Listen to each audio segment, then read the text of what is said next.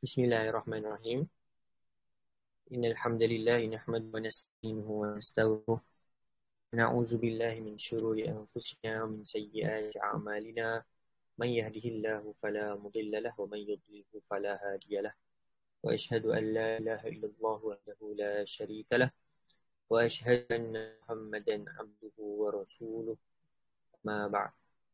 Alhamdulillah, kita bersyukur kehadirat Allah Azza wa Jalla kerana yang kita dapat sama-sama meneruskan kelas Matan Abi Syuja' yang membahaskan berkenaan dengan fiqh Syafi'i secara asas, yang merupakan rumusan daripada fiqh itu sendiri berdasarkan adillah dan juga mazhab Asy-Syafi'i, mazhab Imamuna Muhammad bin Idris Asy-Syafi'i rahmatullah alaihi yang wafat pada tahun 204 Hijrah. Jadi sebagaimana kita tahu sebelum ni, dan anda pernah syarahkan berkenaan dengan mazhab, yang mana fiqh itu perlu didasari dengan metodologi, iaitu cara kita faham bagaimanakah fiqh ataupun ibadat kita itu dilaksanakan. Jadi ibadat ini luas hukumnya, maknanya dia tidak terhad pada satu qaul sahaja dalam ibadah. Dalam fiqh dia berbeza dalam akidah, yang mana akidah ini kita ulama-ulama lebih strict lah.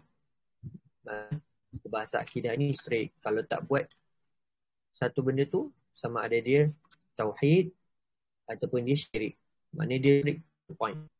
Tapi kalau dalam fiqh ni, dia ada beberapa pendapat.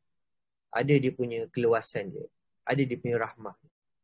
Sebab tu dalam hadis yang dhaif, ada yang mengatakan bahawa al-khilafu rahmah, yang mana khilaf ataupun perbezaan ulama ini adalah satu rahmat, yang mana walaupun hadis ni hadis yang lemah, tetapi maknanya membawa makna yang sahih, jadi satu sunnah. Maksudnya kita tahu yang banyaknya pendapat dalam Islam, dalam fiqh terutamanya, memberikan keluasan dalam agama. Contoh, dalam hadis Nabi SAW, sahabat pergi ke satu tempat, dan di tengah perjalanan tu, antara waktu asar sehingga ke waktu maghrib, dan Nabi SAW sampaikan kepada sahabat, janganlah kalian solat illa fi Bani Quraidah, melainkan dah sampai kat tempat Bani Quraidah, di tempat Yahudi lah. So sahabat nak pergi ke sana. Jadi dalam hadis ni ada khilaf antara sahabat dalam pemahaman terhadap hadis Nabi SAW. Maknanya Nabi kata, jangan kamu solat la salata illa fi Bani Quraidah. Janganlah kamu solat, maka situ maksudnya solat asar, sehinggalah kamu sampai ke tempat Bani Quraidah. Jadi dalam hadis ni, sahabat dia ada dua golongan. Sebahagian faham, jangan solat lah, walaupun Bani Quraidah tu dia akan sampai lepas daripada waktu solat tersebut. Maknanya lepas daripada maghrib, malam baru sampai. So macam mana? Di situ ada khilaf. Itu antara khilaf yang pertama bukan khilaf pertama, tapi khilaf yang wujudnya khilaf pendapat di sisi sahabat ketika zaman sahabat lagi, mana zaman Nabi SAW ada. Bahagian sahabat waktu tu dia orang solat. Dia kata, Nabi kata jangan solat, nak menunjukkan bahawa nak suruh cepatkan perjalanan. Itu kefahaman yang pertama. So maknanya bukanlah Nabi tak bagi kita solat, dah masuk waktu solat asar, solat je lah. Itu pendapat pertama. Sebahagian sahabat solat, sahabat-sahabat yang setuju dengan pendapat ni, kefahaman ni, maka dia orang solat. Tapi ada sebahagian lain yang tak solat. Dia kata, mana boleh, Nabi kata tak bagilah kat situ lah, nahi, larangan, tak boleh untuk solat. So dia tak solat, sampai ke Bani Quraidah barulah dia orang solat qada. Dia dah habis waktu solat asar kat situ. Dan Nabi SAW apabila tahu berita ni, Nabi kata kedua-duanya betul. Maknanya inilah antara punca ataupun bagaimana ada ataupun kaedah yang mengatakan bahawa khilaf, perbezaan pendapat itu adalah rahmat. Jadi kita sebagai umat Islam perlu berlapang dada. Yang pertama, kita perlu berlapang dada bila adanya pendapat-pendapat yang berbeza. Walaupun tidak menepati kita punya rasa. Maksudnya, kita punya pandangan pribadi ataupun kita punya mazhab. Tak menepati kita punya mazhab. Tapi selagi mana pendapat itu ada asas, ada dalil dia, ada dia punya fundamental dia, asas dia lah. Maksudnya, apa sandaran. So, selagi itulah pendapat itu diterima. Wallahualam. Itu sedikit mukadimah berkenaan dengan keluasan fiqh. Dan insyaAllah pada hari ini kita akan masuk pada perbahasan kitab ataupun fasl fi as-salam, iaitu fasal berkenaan dengan salam. Apa yang dimaksudkan dengan salam ni? Kan? Tapi sebahagian yang kita dah, kalau siapa-siapa yang belajar di tak silap, tingkatan 4 ataupun 5 dalam subjek PSI ada menceritakan ataupun menceritakan berkenaan dengan beberapa muamalat. Antaranya bai'us salam. Bai'us salam ni kat sini lah, dalam fasal berkenaan dengan bab as-salam. Jadi, yang pertama sekali, kita kena tahu bahawa as-salam, apa yang dimaksudkan dengan salam. Kat sini tengok, penulis ada kita baca dia punya matan dulu, supaya kita meraihkan, supaya kita semua dapat faham sebelum syarah beberapa dari sudut dia punya ta'rif, dia punya rukun dia dan sebagainya. Jadi salam ni, yang pertama, qala musannif rahimahullah wa nafa'ana bihi wa bi ulumi fi darain amin. Wa yasihu as-salam halan muajjalan fima takamala fihi khamsha. Musannif kata sah yasihu salam, maknanya salam tersebut diterima halan. Halan kat sini maksud dia apa? Maknanya diterima lah, diterima directly, muajjalan, halan muajjal, dalam keadaan dia punya jual beli tu adalah secara tangguh, muajjalan fima takamala fihi khamsu syara'i, selagi mana dia menepati atau dia menepati 5 kriteria, 5 syarat-syarat yang perlu ditepatkan, dipenuhi. Kata musannif rahimahullah, yang pertama, an yakuna madbutan bisif. Yang pertama, barang yang diserahkan oleh penjual itu, dia punya sifat itu jelas. Maknanya dia ada sifat-sifat dia. Ini kita akan tunjuk beberapa contoh. Contoh kalau orang nak jual telefon, orang nak jual telefon kan.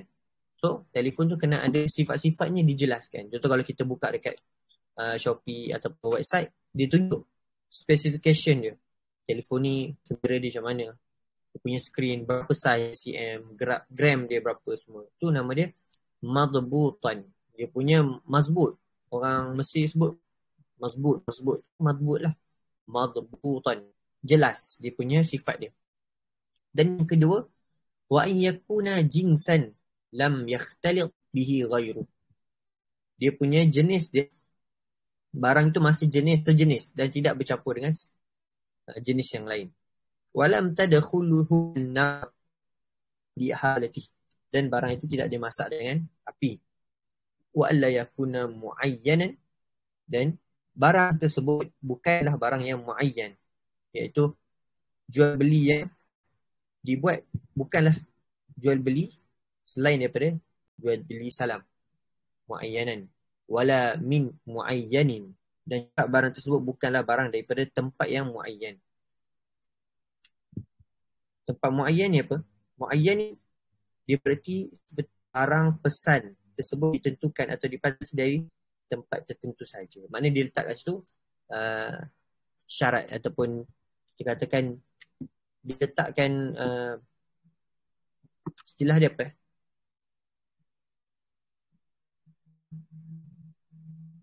Dia letakkan sebagai ta'liq. Okey, itulah dia ta'liq. Contoh kalau orang nikah, akad nikah, dia ada ta'liq kan. Syarat dengan syarat. Tak boleh letak pada barang salam. Okey, kita kembali pada atas balik ni. Berkenaan dengan bai'us salam. Tadi kita baca bukan Sunnah sebut. Itu antara sifat yang ni letaklah 5 syarat berkenaan dengan bai' salam. Yang pertama, kita kena tahu yang bai' salam dia adalah satu jual beli. Maknanya dia antara salah satu daripada bai'. Kalau lihat asal kepada bai' salam ada dalam Al-Quran sendiri. Dia dalam Quran dan juga hadis. Kita tengok dekat, saya tunjukkan kat dalam tahzib ada sebut. Okay, dalam tahzib. Tahzib adalah, maknanya dia tunjukkan dalil-dalil dalam mazhab Syafi'i ataupun dalam Abi Syuja' ni. Kita ni faslun sihus salam 4 tu. 4 ni. Tak nampak apa saya nampak maksudnya. 4 ni. Wal aslu fi qawlihi ta'ala. Kat bawah dia punya komentar tu. Asal daripada salam ni adalah daripada firman Allah Subhanahu wa ta'ala.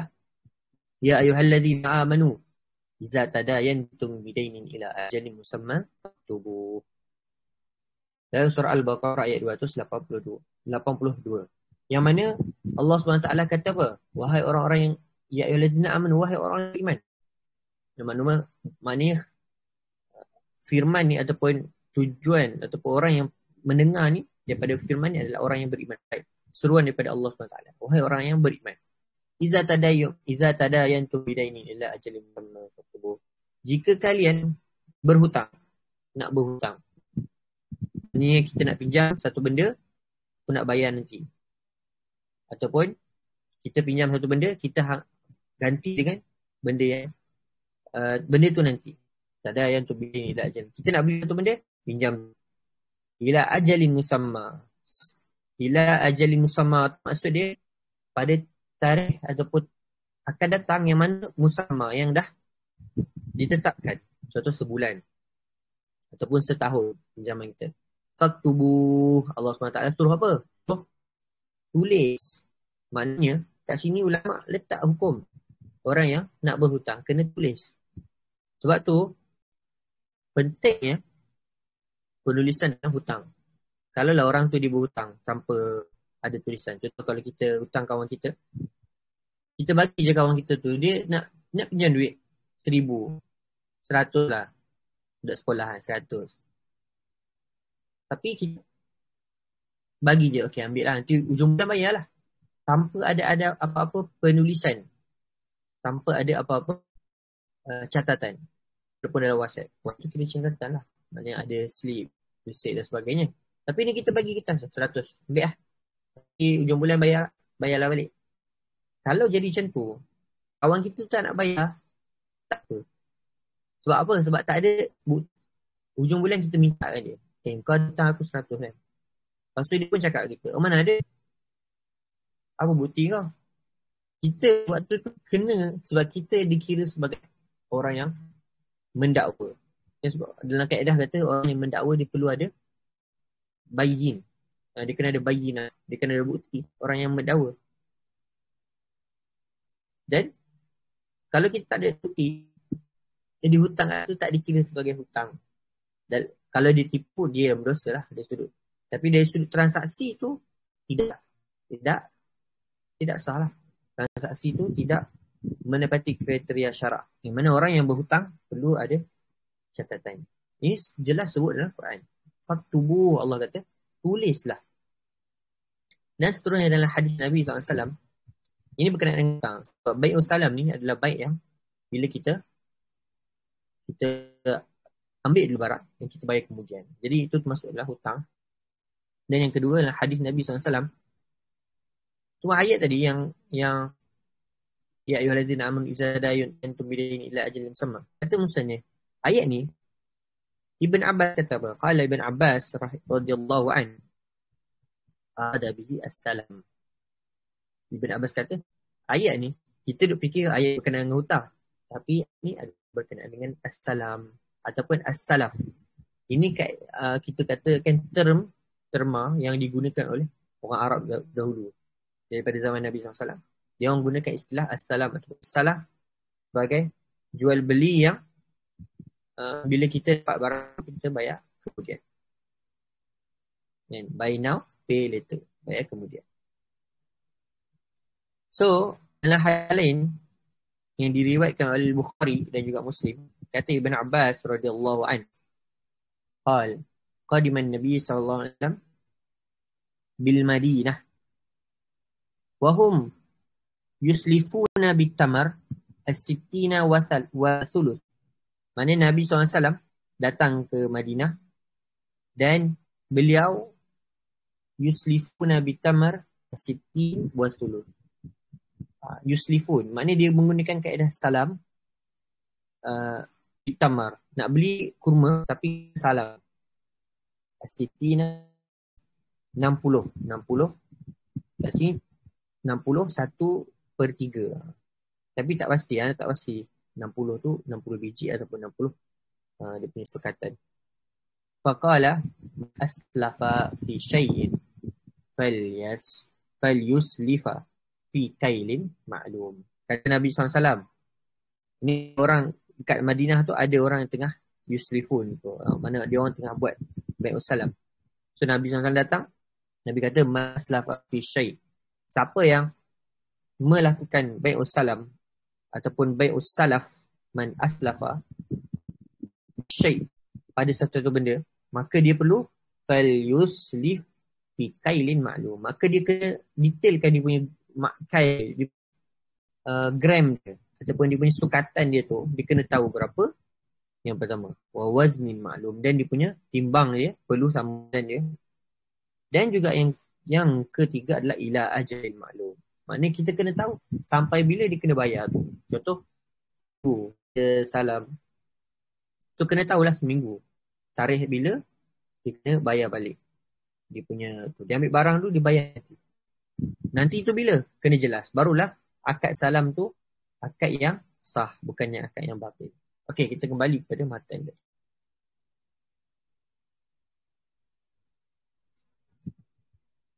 Minta maaf, tertutup pula. Okay, kita buka matan lagi jelas dia punya tulisan ya.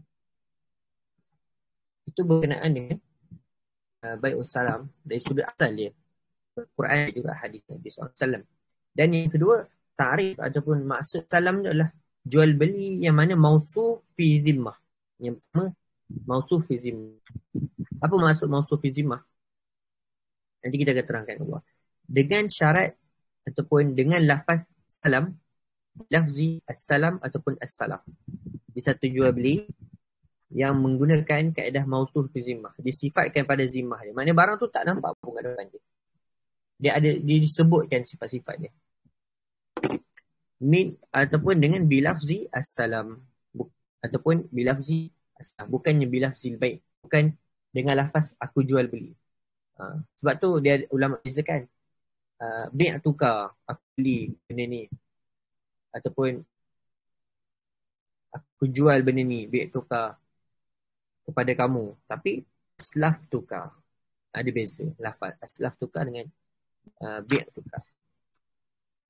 Aku melakukan baik salam ataupun aslam tukar. Aslaf tukar, aslam tukar sama maksud. Jadi jual beli secara umumnya dua jenis. Yang pertama bai'ul ain musyahadah. Dan yang kedua baik mausuf fi zimmah. Ini kita nak terpakai sikit berkenaan dengan mausuf fi zimmah ni. Maaf kalau kelas ni nampak berat, nanti yang tu bagi tahu je kalau macam mungkin terlalu berat, tak boleh nak faham. So saya cutlah sikit yang perbahasan yang lebih mendalam. Tapi ni term-term asas dalam, yang mana kalau kita baca kitab-kitab yang besar, kitab Minhaj, kita baca Iqna', kan kalau siapa yang ambil stam, dia akan belajar Iqna' kan. So tak pasti yang stam yang silibus sekarang ni dia masih guna Iqna' ke tak. Kalau ada siapa tahu boleh komen kot, mungkin dapat faedah. Lepas tu okey, yang kitab-kitab yang lebih besar dalam Tabligh Syuriat dia akan gunakan istilah-istilah ni. Termasuk kalau orang yang baca Hasyiah Abu Jarimi kan, Hasyiah yang lain, itu juga menggunakan istilah-istilah yang kita sebutkan lah. Yang pertama tadi, jual beli ni ada dua. Yang pertama baik ain musyahadah, iaitu jual beli ain musyahadah. Ain ni adalah kita panggil apa? Ain adalah fizikal dia lah. Fizikal barang tu ada. Baik ain musyahadah yang boleh dilihat. Ini kalau kita nak beli pen, kita nak beli pen. Nak beli pen ni boleh lihat di depan mata kita. So kita tak, orang yang jual tu tak perlu nak sebut dah pen ni warna apa, warna biru, sifat dia macam mana. Tak perlu sebut sebab dah ada depan mata kita. Itu nama dia bai' ain musyahadah. Dan yang kedua tadi yang kita maksud dalam bahasan bai' salam ni, bai' mausuh fi zimmah, iaitu jual beli yang disifatkan pada zimmah dia, mausuh fi zimmah. Yang mana kita hanya sebut je. Kalau kita beli kat Shopee kan, kita buka phone, tengok barang. Nak beli barang apa? Nak beli PS5. Okay, nak beli PS5. Kita tak pernah tengok pun sebelum. Tapi kita tengok kat gambar.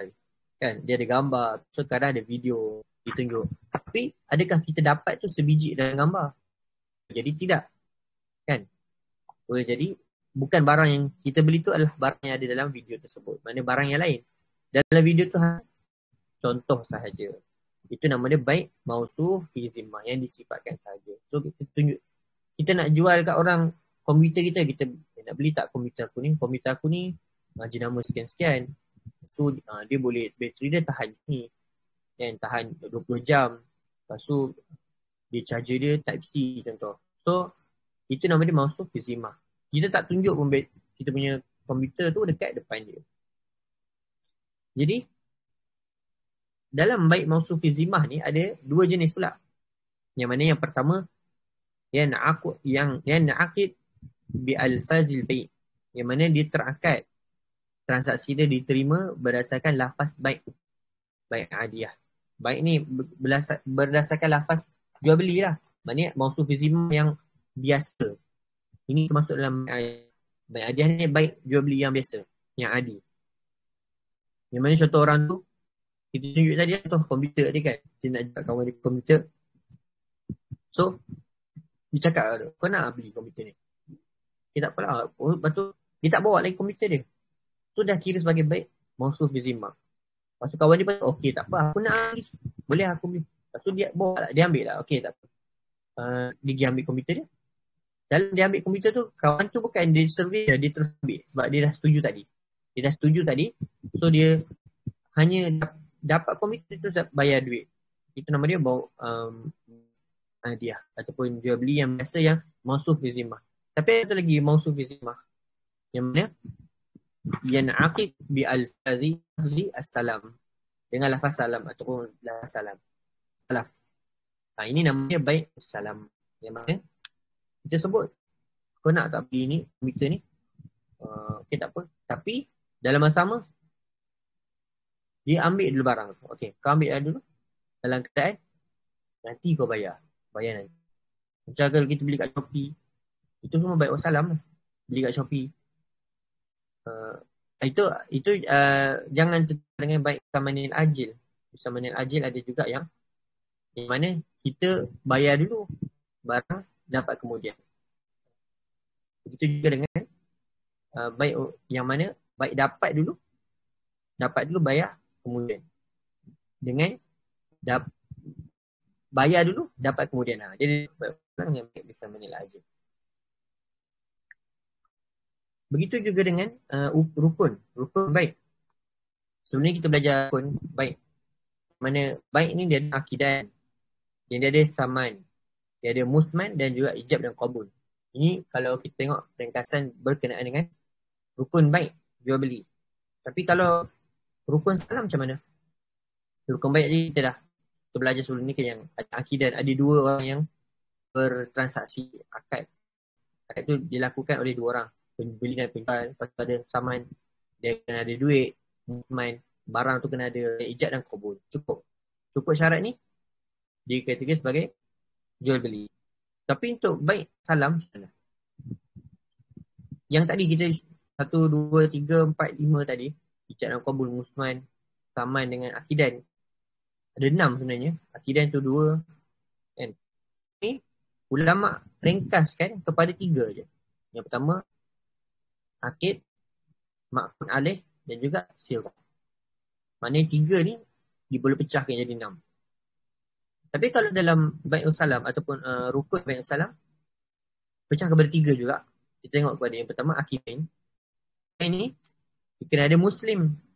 Muslim ni apa? Bukan Muslim, agama Muslim atau orang Islam. Muslim adalah beli. Dia baik Islam, dia jadi Muslim bila dia adalah pembeli. Dan juga penjual apa? Penjual tu dinamakan sebagai Muslim ilaihi. Penjual kita panggil sebagai Muslim ilaihi. Yang mana syarat dia pembeli dan penjual Muslim dan Muslim ilaihi ni kena, yang pertama dia kena baligh. Sama dengan syarat dalam mazhab Syafi'i untuk jual beli. Kena baligh. Kena akil.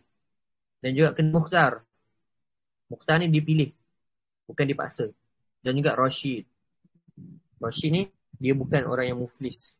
Dan bukan orang yang safih. Safih ni apa? Safih ni orang yang tak nak mengawal dia punya financial dia. Maknanya dia ada duit dia terus beli habis. Lepas tu hutang sana hutang sini. Itu nama dia safih. Dan yang kedua, tidak sah salam dengan orang yang majnun ataupun sobi. Sebab apa? Sebab tadilah perlu orang yang akil, perlu orang yang berakal. Jadi tak sah kita nak bersalam, akad salam dengan orang yang tidak ada akal, orang yang gila, majnun, dan juga sobi. Sobi yang mana tidak baligh lagi. Sobi ni baby lah, ataupun kanak-kanak yang belum mumayyiz. Yang belum mumayyiz. Sebahagian ulama letakkan dhabit mumayyiz. Mumayyiz ni dia bila dia boleh sebut, dia boleh bercakap. Itu juga masuk dalam dhabit kriteria orang yang dah mumayyiz. Ataupun dia boleh bezakan antara baik dan buruk. Itu secara yang ma'ruf lah. Kebanyakan ulama tak, dia boleh bezakan antara baik dan buruk. Antara pisang dengan api. Itu dia boleh. Dan yang kedua, tadi akidain, rukun salam yang pertama. Dan yang kedua sirah. Kena ada sirah. Sirah ni lafaz ijab dan qabul tu lah. Kan kalau kita nak beli pun dalam mazhab ni, kena cakap saya beli. Dan penjual tu saya jual. Kena ada dalam mazhab Syafi'i. Sebab tu orang dulu guna benda ni. Sebab Malaysia asalnya dulu bermazhab Syafi'i. Yang disebarkan ketika ulama-ulama dahulu silam. Tapi zaman sekarang dah bercampur dah. Banyak tarjih lah. Kalau kita masuk bank lagi lah. And akad bank tu banyak daripada Hanafi, Maliki. Yang mana lebih meraihkan yang kita katakan sebagai mafasid syariat. So mana yang ada masalah kita gunakan. Itu banyak digunakan dalam fatwa dan juga dalam perbankan zaman sekarang, perbankan Islam. Yang mana yang kedua tadi kita bahas berkenaan dengan sirah ba'da salam. Dia kena ada ijab dan juga qabul. Kan? Aslam tu kena ada. Aku buat baik salam dengan kau. Lepas tu dia pun okey, aku terima. Itu juga masuk dalam sirah.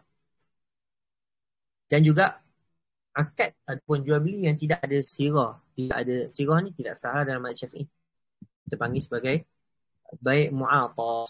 Baik mu'atah. Dia macam kalau tengok contoh-contoh dalam kitab-kitab fiqh ada yang tunjuk baik mu'atah ni macam kita lempar je mana-mana dapat tu kau beli lah. Dia tak ada ijab dan qabul. Lempar je. Ikan mana nak beli ambil. Tak ada aku beli aku terima. Itu namanya baik mu'atah. Mana dilarang oleh Nabi SAW. Nahan Nabi SAW an baik mu'atah. Silap saya ada hadis tu. Takut saya tukar dengan baik lain. Tapi adalah nahan Nabi SAW an baik. Tengok balik. Dia tak. Al-mu'af. Dan seterusnya. Sirah ni. Macam saya sebutkan sebelum ni. Ana sebutkan pada perbahasan baik. Dia kena. Sirah ni dia kena ada tawafuk dan juga tanjiz. Apa maksud tawafuk? Tawafuk ni dia kena sepakat dalam sifat dia. Contoh dia kata aku nak buat salam telefon. Aku nak baik salam telefon ni dengan kau. Lepas tu si telefon ni telefon iPhone 16. iPhone 16. So orang yang terima tadi, dia aku terima baik salam untuk pembelian telefon iPhone 16 ni. Dia tak boleh tiba-tiba aku terima iPhone 14. Itu tak ada tawafuk kat situ. Dia tidak sepakat dalam dia punya ijab dan qabul tu. Ijab dan qabul perlu sepakat. dia punya sifat-sifat barang. Dan yang kedua, tidak boleh ada tanjiz. Tanjiz ni mana? Tanjiz ni tak boleh ada ta'liq pada syarat. Aku beli iPhone ni kalau kau keluar pada rumah. Dia ada syarat dia. Aku beli bi'atuka hatif idza, ada idza ataupun lau zahaba lau tadhhab ila Kuala Lumpur, contoh. Kalau kau pergi Kuala Lumpur, barulah dia terakad, dia punya akad tu. Kalau orang tak pergi Kuala Lumpur, tak ada. So itu masuk dalam tanjiz dan tawafuq, yang mana tidak boleh dalam bai'u salam dan juga baik-baik yang lain. Asalnya tidak boleh dalam ijab dan qabul. Dan yang ketiga, berkenaan yang terakhir lah insyaAllah, berkenaan dengan bai'u salam, sebelum kita baca secara sar dan dalam matan.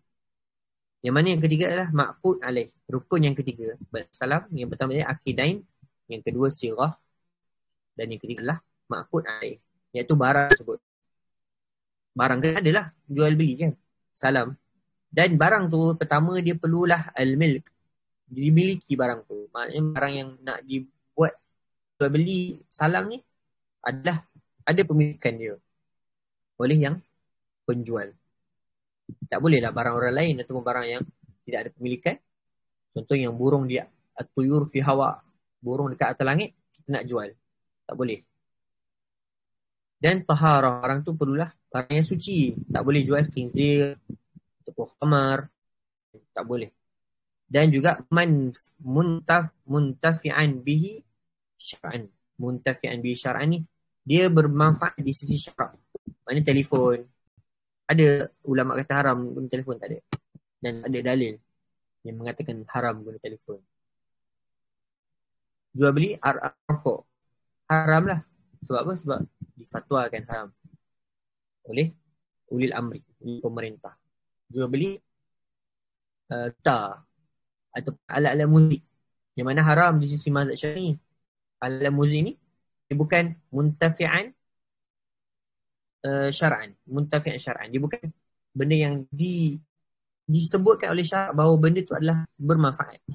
Maknanya syarak tak iktiraf alat-alat muzik ni sebagai benda yang bermanfaat. Walaupun akal manusia tu dia ada manfaat dia. Buat apa? Pergi main gitar kat tengah jalan dekat stesen LRT ke, lepas tu orang akan bagi duit. Dia nampak macam ada manfaat, tapi syarak tak iktiraf manfaat. Sebab tu kalau kita mazhab Syafi'i sebut kan, kalau barang ataupun kedai yang menjual alat muzik terbakar pun, ada orang terbakar kan, ada orang bakar pun, dia tak kategori sebagai jenayah.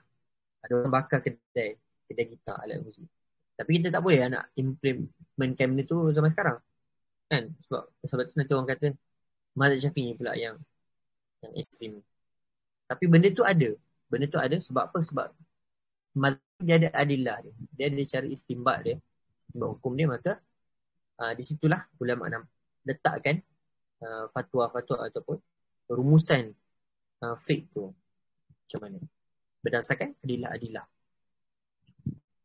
Dan seterusnya barang-barang ma'qud alaih tadi, yang barang yang nak disalamkan tadi, perlulah al-ilm, kena tahu jenis dia, kena al-ilm dia, pengetahuan dia, kena tahu yang buku tu yang nak jual macam mana kan, phone tu nak jual macam mana, sudut sifat dia, contoh kalau phone dia ada warranty dia ke, ada tak ada, jelas al-ilm. Dua orang dah tahu, pembeli dan penjual tahu al-ilm, barulah boleh dia buat salam. Okay, itu secara ringkas berkenaan dengan rukun salam, buat ta'arif dia. Kita tengok pada Musannif rahimahullah sebut dalam kita akhir kita majlis, kita baca sikit. Yang tadi 5 syarat kan, ayakuna maghmutan sifat, ayakuna yasallam yahtali bi ghairu. Summa, kata Musannif rahimahullah, summa li sihhati as-salam fi thamani syara'i. Ada syarat sah untuk salam ni, ada samanya, ada 8. Yang pertama, fahya an yasifahu ba'da zikri jinsihi wa naw'ihi bi sifati allati yakhtalifu biha al-thaman. Yang pertama yang menunjukkan bahawa jenis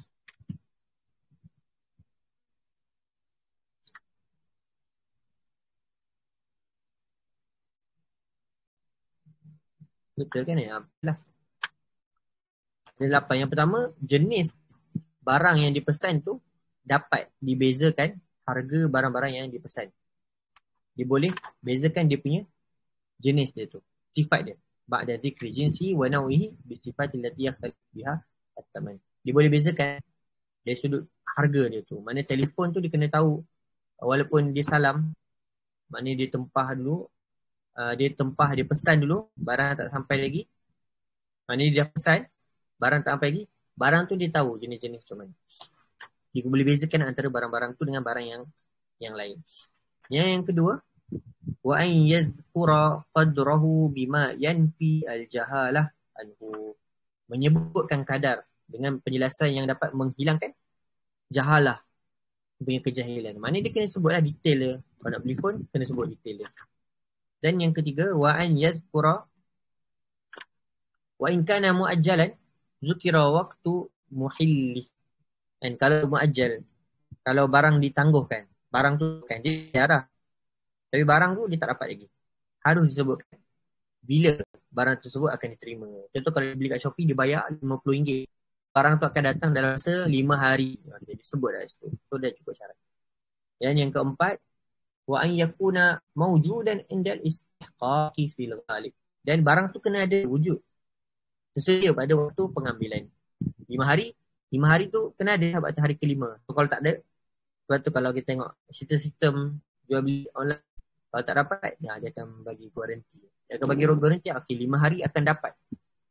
Lebih daripada 5 hari, dia minta maaf ke, dia bagi lain dan sebagainya. Dan yang kelima, wa an yuzkara mawdi'u qabd. Maknanya dia kena sebut tempat pengambilan tersebut. Wa an yakuna athaman ma'luman. Dan dia kena, harga dia kena jelas. Harga dia tak boleh sama-sama. RM50 kena tulis RM50. Wa an yataqabada qabla tafarruq. Kan dia punya pemesanan dia tu, ataupun dia nak beli tu, dia perlu membayar dulu sebelum keduanya berpisah. Dia pergi kat kedai, kalau Shopee tu kita tak nampak lah sebab dia bukan, kalau ke mazhab ni tak sah lah sebab kat dalam kan tak ada apa ijab kabul. Kalau dia pergi kat kedai, dia nak beli phone, tapi phone tu dia dapat nanti, dia bayar dulu 200, kena bayar qabla apa tadi? Qabla tafarruq. Sebelum dia berpisah. Jual beli tu kena dibayar, bukannya dibayar nanti kat rumah. Itu maksud qabla tafarruq. Dia kena takabut, dia kena dia sebelum berpisah. Dan seterusnya yang terakhir, wa an yakun aqdu salam najizan la yadkhuluhu khiyarus syarat. Dia tak boleh letak khiyar syarat kat situ. Salam ni tak boleh letak khiyar syarat. Syarat pemesanan tadi tidak boleh berubah sampai diserahkan barang tersebut. Maknanya dia tak boleh letak khiyar syarat dalam baik salam. Yang khiyar kita dah baca sebelum ni kan, yang kita bahaskan berkenaan dengan khiyar ni ada 3 kan, ada khiyar naib, ada syarat dengan khiyar majlis. So khiyar syarat tu tak boleh dalam salam. So sebab nanti dia akan ada kat situ ada gharar sebagainya yang boleh merosakkan baik salam. Sebab orang tu akan dapat barang tu lepas tu, kemana dia dah janji awal dia nak kan. So tak boleh letak apa-apa syarat dalam usul. Dan khiyar syarat tu tak ada pun dalam jual beli bai'u salam. Allahu ta'ala a'lam. Nanti kita akan masuk bab apa lepas ni? 103 104 babur rahan kan, babur rahan. Betul. Ar-rahnu yang kita dengar kat bank tu, nanti kita akan belajar insya-Allah. Ada beberapa soalan? Kita tutup. Syarat yang kedua tadi boleh terangkan? Saya terlepas sebab lain tersekat. Okey. Syarat yang kedua, yang pertama tadi, syarat ni syarat apa? Rukun salam Rukun salam yang kita bahas tadi ada 3. Yang pertama, akidain. Kan? 2 orang yang berangkat. Yang kedua, sirah. 3 ni yang kita bahaskan tadi. Yang mana kena ada ijab dan qabul juga. Walaupun salam. Dan yang ketiga, makna alaih. Barang tu kena ada. Oh, tak silap. Syarat yang kedua yang Nur ditanya ni dalam buku kan. Buku. Syarat yang kedua tadi.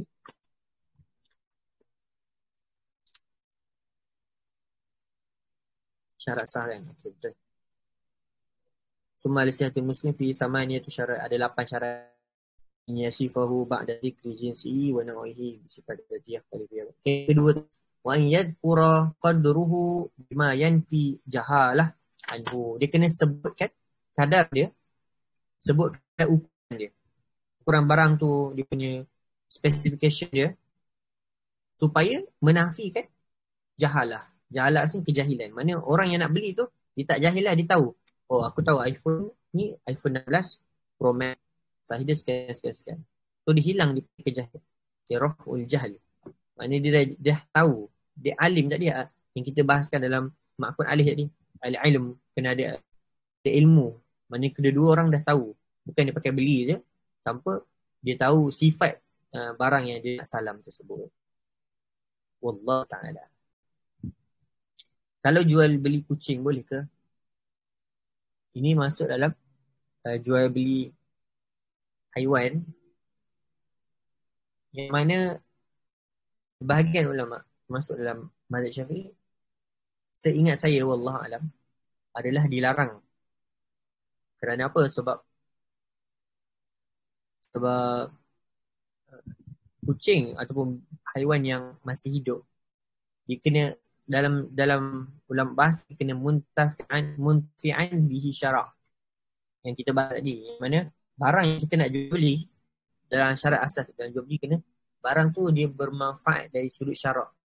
Kucing ni dia dikatakan sebagai bukan barang yang bermanfaat untuk dari sudut syarak.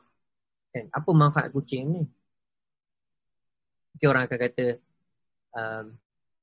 yelah, kucing boleh teman kita semua. Itu kita perlu kepada takif fikir lah. Maksudnya ulama dulu tak nampak benda ni. Sudut zaman tu kucing kita macam orang bagi ataupun orang bela sebagainya kan. Tapi dia kalau ada manfaat, selagi mana dia ada muntafi' bi syara', maka dibenarkan. Betul zaman sekarang kucing ni dia ada manfaat dia. Contoh dia teman kita kan, boleh teman kita. Dan dia bukan najis. Contoh kalau anjing, sebahagian orang Eropah ataupun orang barat, dia orang kata anjing ni boleh reducekan kita punya psikologi kan, ataupun kita punya stres boleh reduce kan. Tapi benda tu dilarang dalam mazhab Syafi'i adalah dia tidak taharah, dia tidak suci. Tapi kucing selagi mana dia manfaat, maka dibenarkan. Wallahu a'lam. Kalau yang jelas dilarang, contoh seperti najis kucing, ataupun najis yang orang buat baja. Orang buat baja dalam mazhab Syafi'i tak boleh jual beli. Tapi selama macam saya sebut tadi lah, dalam pun banyak tak guna mazhab Syafi'i. Zaman sekarang pun banyak yang ambil pendapat-pendapat yang membenarkan atas dasar maslahah. Dasar benda tu ada manfaat dia dan dia ada maslahah dia, ada keperluan yang digunakan, maka kita gunakan pendapat yang membolehkan. Macam yang tadilah, yang kita katakan najis ataupun yang buat baja tu, asalnya tak boleh. Kalau ikutkan baca kita fiqh Syafi'i pun kata tak boleh. Tapi zaman sekarang kita memang gunakan untuk pokok kan, so dibenarkan. Wallah. Jadi kalau hukum-hukum yang baru macam kucing dan sebagainya, kita kena rujuk fatwa setempat ataupun kita minta tanya ustaz.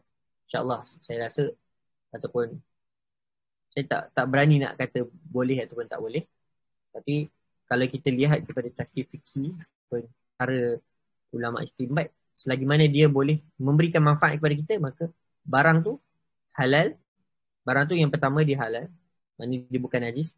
Dan yang kedua, selagi mana dia boleh memberikan manfaat dan juga dari sudut syarak tidak ada halangan, maka dia benar. Wallahu a'lam. Ada apa-apa soalan lagi?